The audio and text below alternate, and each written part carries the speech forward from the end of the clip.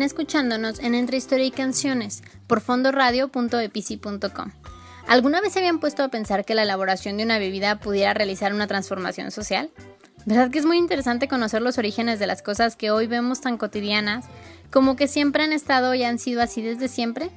Es raro que nos salgan al encuentro y nos hagan preguntas estas cosas. Bien, ya llegamos a Estambul con nuestro café, sigamos disfrutándolo y vamos a ver qué sucede.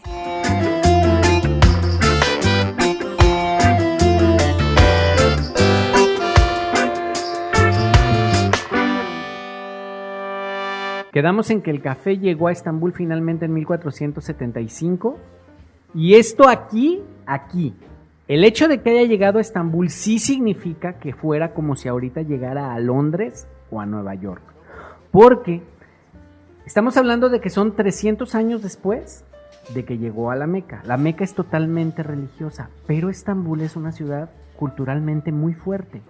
Es como Roma, imponen estilos de vida al mundo. ¿Por qué? Porque son lugares muy deslumbrantes. Tú vas a Nueva York y te deslumbra Nueva York y todo lo que sucede ahí te llama la atención.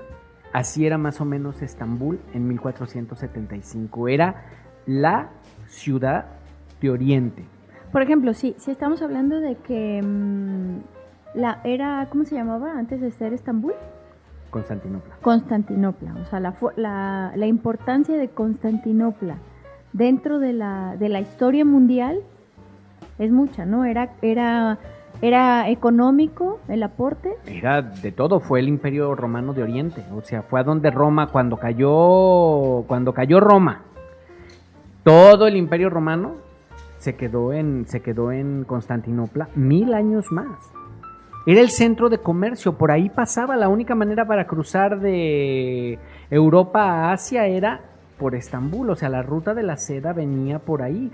Podían hacerlo por barco ya a través de los puertos acá, como quien dice, de Israel y todo eso, pero las caravanas que traían los cargamentos y demás era Constantinopla, y Constantinopla era como la ciudad que controlaba todos los puertos de Siria, de Líbano, que no existía ni Siria ni Líbano, todo era el Imperio Romano de Oriente, era Tierra Santa.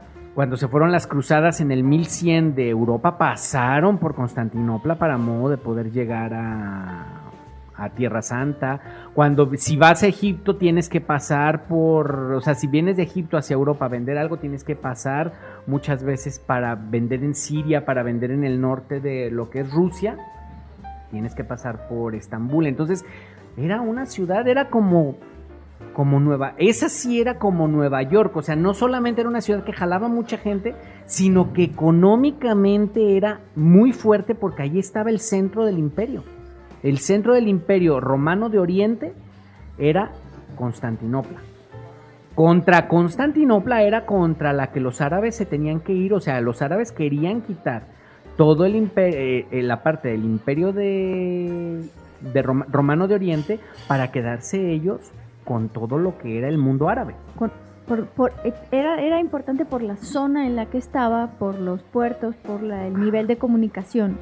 Todo lo que bajaba del norte de Europa del este por ríos, llega a Estambul, porque por ahí bajan todos el río Volga, todo que son tan importantes en el este de Europa, llegan o sea, todos los vikingos, no los vikingos en ese entonces, pero todos los del norte de Europa, Noruega, Islandia, Rusia, pues ya en ese momento ya Rusia ya empieza a tener fuerza, bajan por el río Volga, llegan al mar Negro y pasan por el estrecho de los Dardanelos, que es donde está Constantinopla, y cualquier cosa que quieras vender hacia arriba tiene que pasar por allí para poder agarrar los ríos. Acuérdense que nosotros no lo tenemos así de claro aquí en México, porque en América no funciona así, pero Europa, las primeras autopistas fueron los ríos. En Europa está llena de ríos grandes que se atraviesan navegando con barcos. Nosotros no tenemos esos ríos que tienen ellos allá, o sea, en Estados Unidos, pues el río Mississippi, pero nada más ese, o sea, no hay unos ríos que se atraviesen por medio de barcos, que atraviesen los territorios, no existen. Y en Europa todo fue en función de ríos. Acuérdense las invasiones vikingas, Los vikingos inventaron sus barcos que se echaban al hombro, pero ¿por qué? Pues porque tienen que brincar de un río a otro, inventaron unos barquitos ligeros, y para pasar se bajaban del barco, se echaban el barco al hombro, caminaban unos cuantos kilómetros y lo metían al siguiente río. Entonces en cualquier charco salían vikingos, porque sus barcos podían flotar en lugares que no eran muy... ¿De qué te da risa? Me estoy imaginando como si fueran unos huevos y algún europeo o americano caminando en un día de lluvia y empiezan a crecer ahí unos vikingos y empiezan a navegar con barquitos de papel. Pues eso se dice, ¿no? O sea, cualquier lugar que tuviera agua, cuidado, ¿verdad? Porque podían llegar por ahí los vikingos, porque los vikingos, o sea, pero Europa se hizo en función del comercio a través de los ríos. El asunto es que llega el café a Constantinopla en 1475 y hay dos leyendas o dos ideas que se cree de dónde viene el café, cómo llegó. Unos dicen que llegó en manos de dos sirios. Siria está, o sea, tenemos Turquía y donde termina Turquía empieza Siria. Ahorita, estamos hablando de tiempos de ahorita. En aquel entonces Siria era la gran Siria, o sea, Siria abarcaba desde a un ladito de Turquía hasta Egipto, prácticamente todo eso, o sea, hasta el Mar Rojo, todo eso era Siria, o sea, lo que ahora conocemos como Israel, Jordania, Líbano, todo eso era Siria. Entonces, estamos hablando de qué dice, y a un ladito de Siria estaba Turquía, como quien dice, pero en ese entonces estamos hablando del Imperio Turco Otomano. Entonces dicen que llegaron dos sirios, que uno que se llamaba Akam de Alepo y Shams de Damasco, y ellos, los dos, vieron una posibilidad en el café de poder hacer negocios en Estambul, y ambos hicieron dos cafeterías, cada uno hizo su negocio de café en Estambul, y ellos fueron los que empezaron a popularizar el café. Eso dice uno, no se tienen pruebas claras, porque son cosas que pues nadie se fija, o sea, el café es café. Nadie se va a fijar cuál fue la primera tortillería. ¿Quién hizo la primera tortilla? Nadie sabe. Pues es lo mismo con el café, nadie lo sabe. Es que vieron muy dormidito a Constantinopla, entonces decidieron llegar con el café para despertarlo. Una dosis de cafeína. Entonces, lo que ellos iban a hacer era imitar lo que sucedía en Yemen y en la Meca, de hacer una cafetería, que eso no existía en Estambul. Allí eso lo iban a hacer. Dijeron, aquí podemos hacer esa es la visión empresarial, y existe, y es una posibilidad, no se descarta, no se puede comprobar. La otra, dicen que el gobernador de Yemen, ya del Imperio Otomano, o sea, acuérdense que el Imperio Otomano empieza a agarrar todos los territorios árabes, porque son árabes, pero los árabes tienen diferentes partes, y hay unos que se hacen más fuertes y esos empiezan a hacer imperio, luego pierden esos y les ganan otros, pero todos son árabes, finalmente son árabes, son del Islam, son musulmanes, entonces... Pero en este caso el Imperio Otomano es el que va a durar los siguientes 500 años, porque va a desaparecer, el Imperio Otomano desaparece hasta 1920, después de la Primera Guerra Mundial. Entonces, ellos dicen, el gobernador de Yemen, que se llamaba Ozdemir Pasha, se fue a Estambul a ver al sultán de Estambul para enseñarle al califa, ya no son sultanatos, ya son califatos. Al califa de Estambul le llevó el café que se hacía en Yemen y se lo preparó. Al califa le encantó la preparación. Ya cuando llega a este lugar, ya el café ya llega con una preparación muy especial. Pero es hasta que llega a Estambul que cobra el tono de convertirse en el café turco, que es la manera como el café se va a popularizar. A partir de ahí, el café ahora sí se vuelve la bebida árabe. Una parte por la fuerza del sabor, por lo específico de su preparación. El café turco se prepara en una jarra especial que se llama sesbe, y se pone un café que muelen a punto de harina, echan el café en la taza, le echan agua caliente en unas tacitas chiquitas, y ese es el que se toma, con azúcar o sin azúcar, pero café negro. Es un café muy espeso, que es el café que normalmente hoy te dicen que te van a leer el fondo del café. Porque como el café está en la taza, Ujú. Porque nosotros en el café americano, pues a ti te dan ya el café filtrado. Sí. El café expreso te dan pero el café turco echan el café en la taza y a la taza le echan el agua caliente Ujú, y de ahí te lo tomas. ujú. Se Y asienta, se va sentando el... se asienta, pues el café es pesado y te tomas lo de arriba y quedan los asientos. ¿Y le los- podías echar crema de No, Coffee Mate?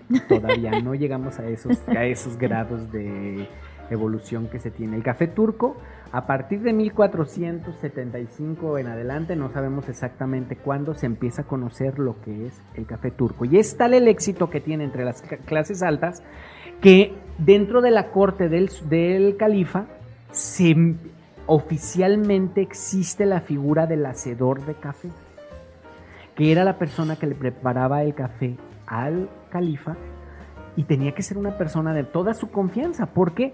Porque como eso lo tomaban en frente de negociaciones y todo, porque empiezan a utilizar el café, el café siempre ha estado. Se hicieron cafeterías y la gente empezó a socializar, el sultán socializa con el café. Entonces recibe altos dignatarios, recibe comerciantes, recibe lo que tú quieras que tengan que ver. Entonces, los secretos con el café como conductor. Ajá. Los secretos del califa están en manos del que prepara el café. Porque el café lo tiene que preparar alguien. Por todo el proceso que lleva. No hay, aquí está el café, usted sírvaselo. No, se lo tienen que servir y tiene que ser en el momento. El café turco no se puede preparar y luego te lo tomas o luego lo calientas. Ujú. En ese momento lo preparan, en ese momento te echan el agua y en ese momento te lo tomas. Y en el momento que te lo estás tomando estás negociando. Entonces empieza a suceder eso. También sucede que cuando llega al Imperio Otomano, la mujer empieza a tomar parte de la preparación del café. Y aquí sucede algo muy interesante para todos los que vieron Narnia. ¿Por qué? Porque las mujeres comenzaron a socializar en el hacer el café. Ellas lo preparaban, ya no con el califa, sino en las casas de la alta aristocracia, como quien dice. Ellas preparaban el café, entonces socializaban con otras mujeres en la preparación del café y se lo tomaban. Pero como el café turco es un café muy fuerte de sabor porque es muy concentrado, es muy amargo, le pueden poner miel o azúcar para endulzarlo, pero no es sin azúcar realmente. Y las mujeres empezaron, para modo de poder ellas que les gustara el sabor del café, inventaron un dulce que se llaman las delicias turcas. ¿Se acuerdan que en la película de Narnia cuando el niño se baja cuando llega la reina del hielo, no sé qué, cuando le habla al hermano de los 3 niños a que lo hace como que se venga de su lado, le dice, ¿no quieres? Y le da una caja con delicias turcas que eran como unas gomitas, como una cosa suavecita. Blanca. Que tenían, porque son Que dulces, parecen como las donitas de Bimbo blancas.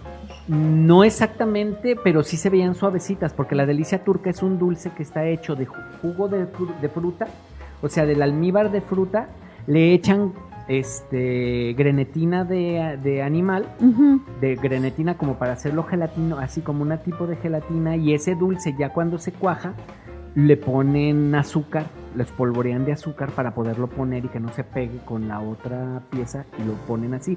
Y se utilizaba para morder el dulce y tomarle al café, para que el café no supiera Tan intenso, tan amargo. porque el azúcar no era un producto que estuviera tan... Y te lo podías comer así como, ay, me traes algo de la tienda y me traes unas delicias turcas en bolsita. Pues no creo que hubiera tiendas, pero no, era algo que se utilizaba específicamente para tomar el café. De ahí viene el famoso, luego ya la delicia ¿Y sabían turca ricas solas? Sí, son ricas, es un dulce tradicional de Turquía. ¿Y ahorita hoy en día, existe? pero nació a la sombra del café. ¿Y existe ahorita? Existen. Ahorita existe como dulce típico de Turquía y ya no se usa para tomarse con el café. Ya las venden Como golosina. como golosina, porque es un dulce típico de allá, la delicia turca. Pero nació a la sombra del café.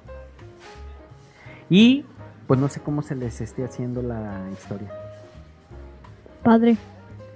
A mí me gusta que poco a poco la mujer va tomando partido en esta historia.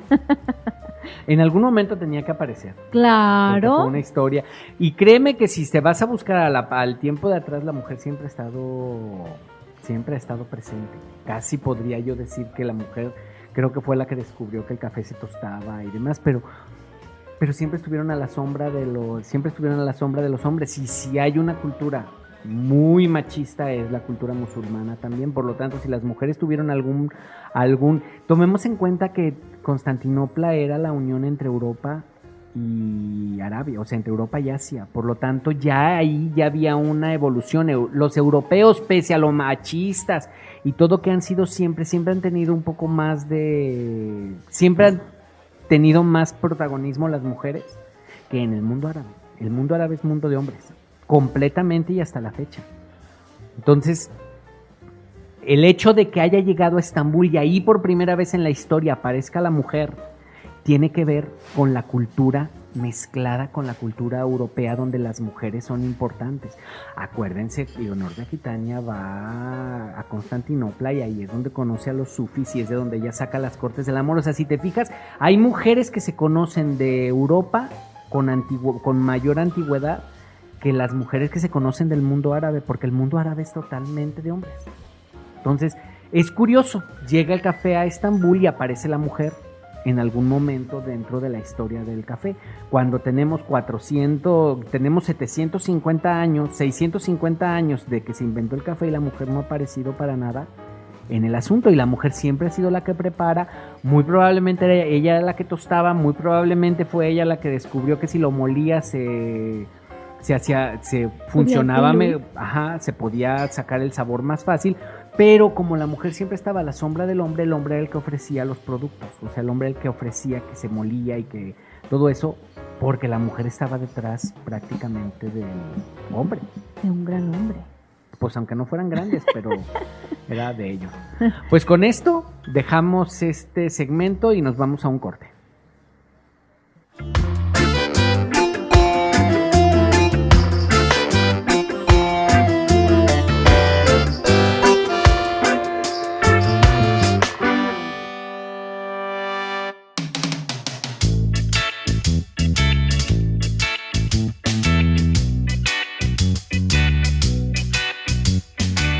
El café turco o café de la turca, confirmado con la UNESCO como Patrimonio Cultural Inmaterial de la Humanidad, es un modo de preparar y servir el café propio de los turcos. Se prepara generalmente con el tipo de café llamado café arábigo, molido al punto de tener consistencia de harina.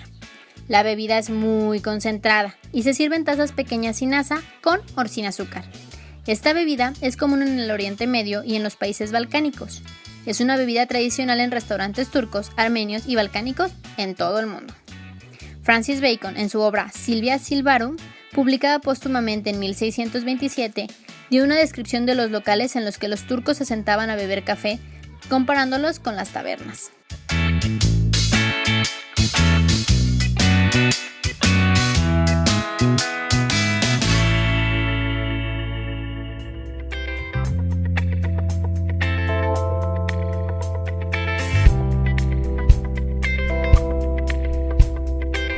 Y ahora cambiemos un poco de ambiente. Dejaremos Latinoamérica y nos iremos hasta los Estados Unidos para escuchar a Frank Sinatra con esta conocida canción llamada The Coffee Song, o también llamada Tienen mucho café en Brasil. Una canción que habla de que en Brasil tienen tanto café que no se puede conseguir ni consumir otra bebida, y si lo haces debe de verse mal, porque tienen tanto que no pueden beber otra cosa. Una canción cómica o exagerada, pero muy escuchable, The Coffee Song.